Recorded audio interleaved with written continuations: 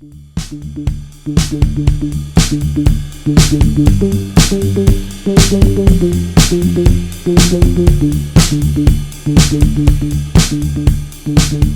everybody, and welcome to episode 2 of Speaker Stories. Today, we're joined by Dr. Madeline Marshall.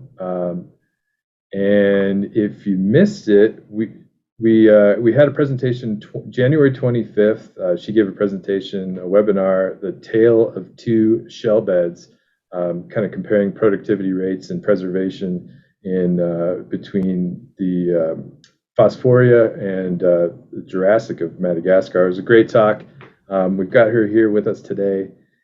Dr. Marshall received her PhD from the University of Chicago in stratigraphy and paleobiology and is currently the assistant professor of Earth and Environment at Albion College in Michigan, where she's been since 2019. Dr. Marshall, thank you so much for joining us, and how are you doing today?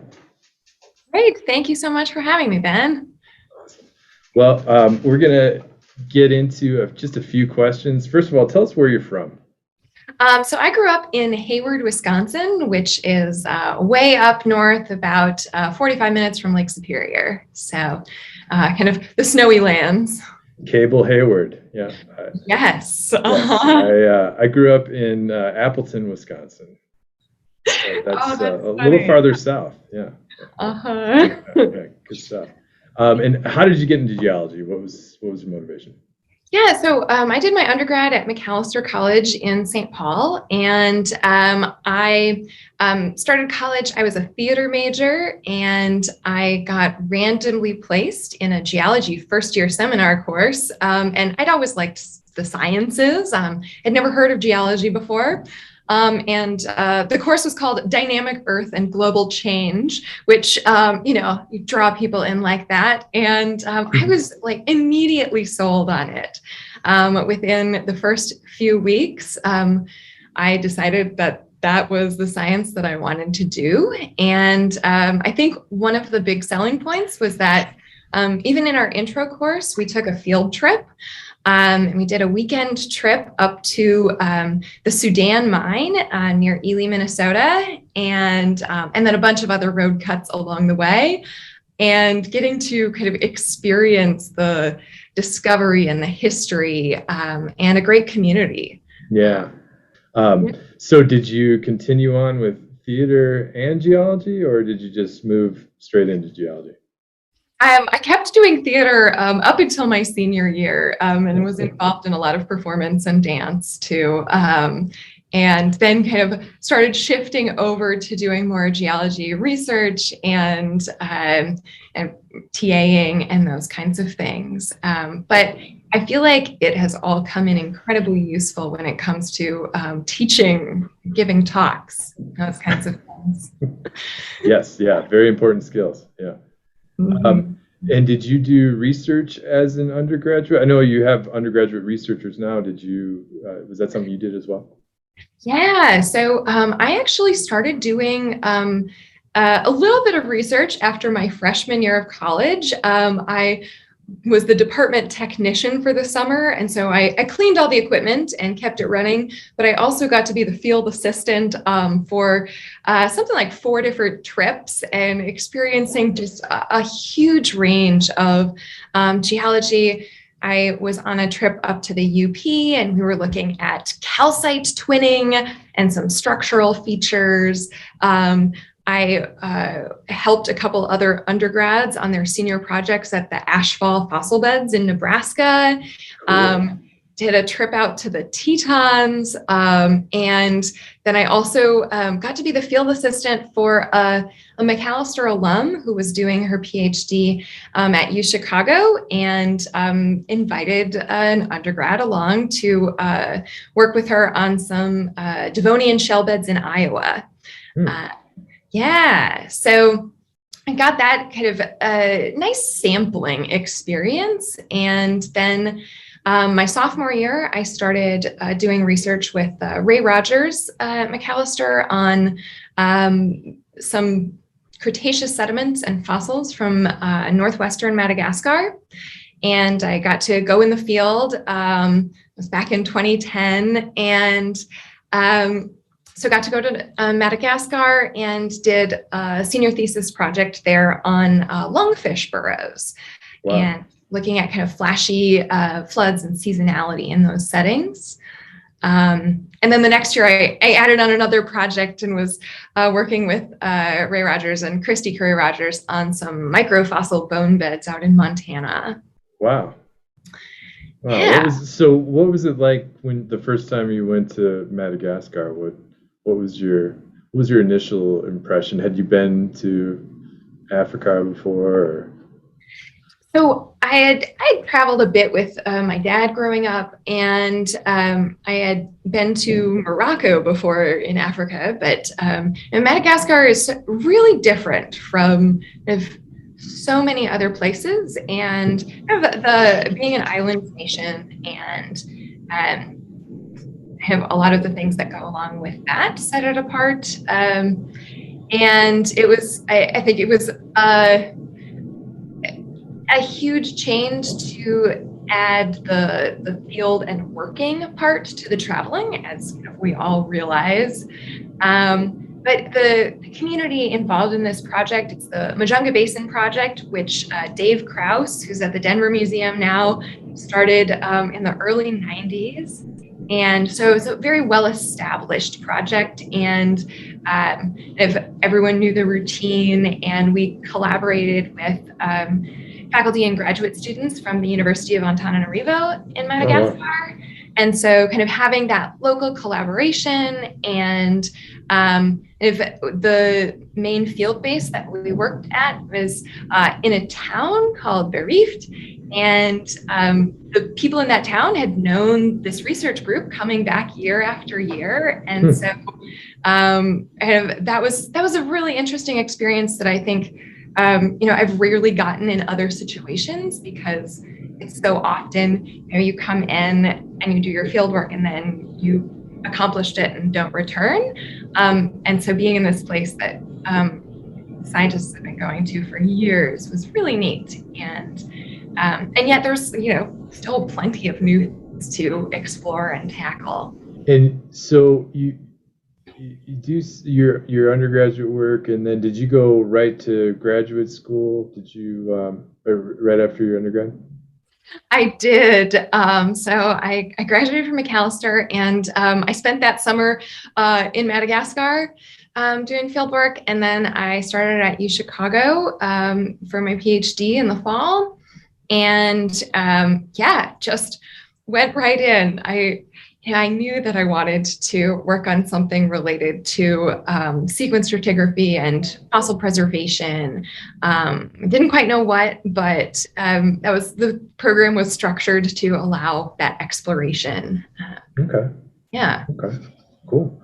And then tell us about your first teaching job. So is Albion your first teaching job, or? So Albion's my second kind of official teaching job. I got to teach most semesters in graduate school. But after I graduated, I spent a year at Cornell College in Iowa as a visiting professor.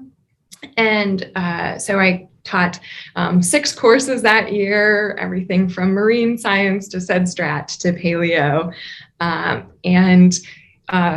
If anyone is aware, the Cornell College is one of those few places on the block plan, like Colorado College. So one course at a time.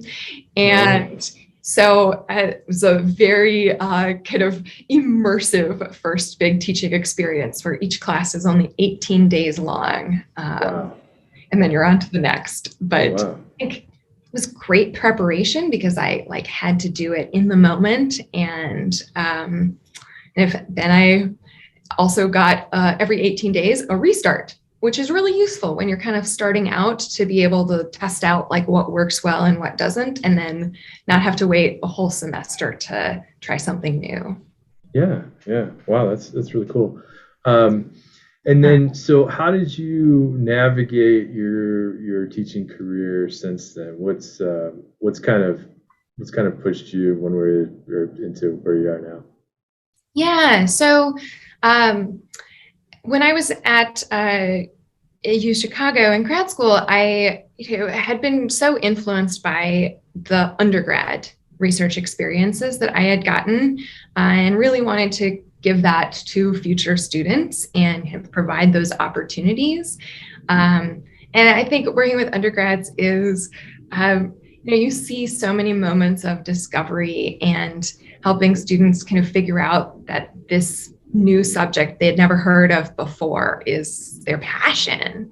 And so that's kind of how I ended up at Albion College, is being sold on the undergrad research experiences, and even kind of introductory level undergrad classes where these are students who hopefully will take a few of these ideas and concepts they've learned about the earth, climate, how humans interact with our environments, and apply them to other kind of subjects or parts of life.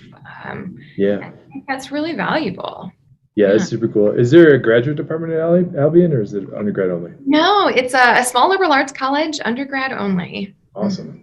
Well, I think that's a fantastic opportunity for undergraduate students. It sounds like you benefit, they benefit. I mean, it's just a win-win situation. So I think everybody should do an undergraduate research project if they have the opportunity.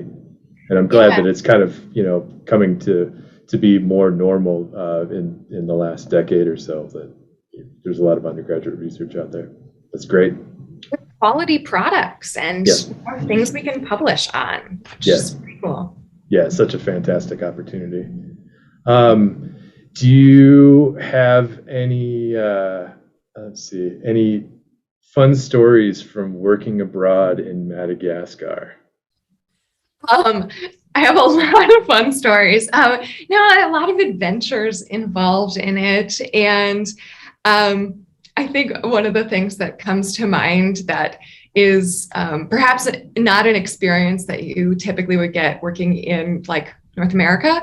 And that is that if we ended up having to build a lot of roads. And so getting to the field areas, we were working off of maps from the 1960s.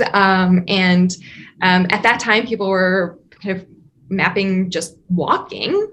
And so we built roads, and then part of the project, so I've been doing a lot of the SED and STRAT, and kind of the other components of the project in Western Madagascar that are being led by Joe Sturdich at the Denver Museum, are focused on the vertebrate fossils. And when it comes to vertebrate fossils, we are very interested in this kind of early kind of time of isolation and the dinosaurs involved there. And this includes enormous titanosaurian sauropod dinosaurs. Ooh, and so cool. You can sort of imagine trying to excavate and remove a dinosaur of that size from the field is quite an adventure. I bet.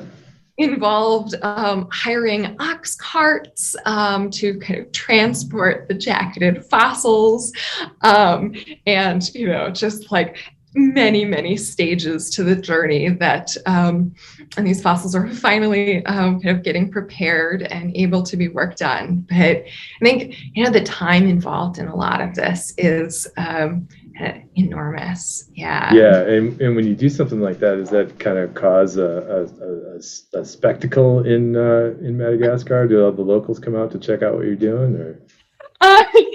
Yeah, I mean, a lot of people are really curious because it's it's land that they know and live around this area, and kind of want to know, like, what is under our feet and what are we finding. And it's been fun in a few of the places that we've worked in Western Madagascar that we've gone back a few times. And so get to share with people who live there, like what we find and kind of these discoveries that they've helped with.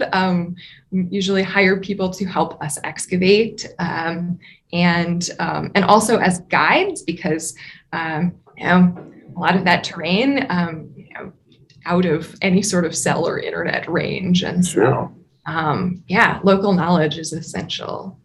Yeah. Yeah, that's really cool. Yeah. Um, okay, and what continues to keep you going and fascinate you about geology? What keeps your brain engaged or blows your mind about geology? I think a lot of it is really similar to why I got into geology and what fascinated me from the start. And a lot of that is sort of these mysteries of the past. And I'm really interested in better understanding how environments on different parts of the earth have evolved over time. And thinking about this as like solving mysteries, and we are missing most of the clues. And how do we make the most of the clues that we have and apply new techniques to get more and more information out of those tiny slivers of information to unravel what has happened and how we got to where we are now. Yep. That kind of joy of discovery and finding kind of things that people, no human has ever set eyes on before. It's always exciting, Yeah. whether some cross beds or a cool fossil. Right. Yeah. It's always the detective work is always fun. Yeah. Great. And what do you like to do outside of geology? What do you do for fun? I mean, we've talked a little bit about theater. Anything else? Yeah, I really like cooking, and I also do a lot of cross-country skiing.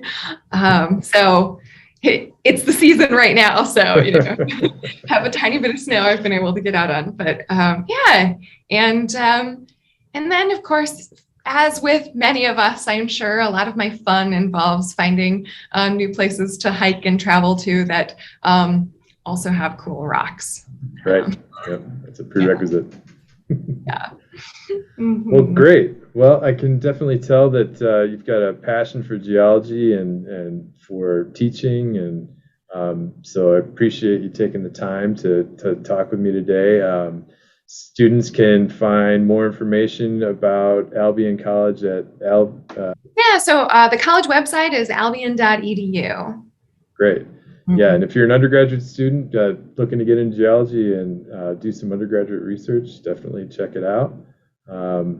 You can learn more about what we do at rmssepm.org. We have a monthly speaker series. They're all still webinars for now, but it's free for everybody, so you can learn more about our schedule there at rmssepm.org.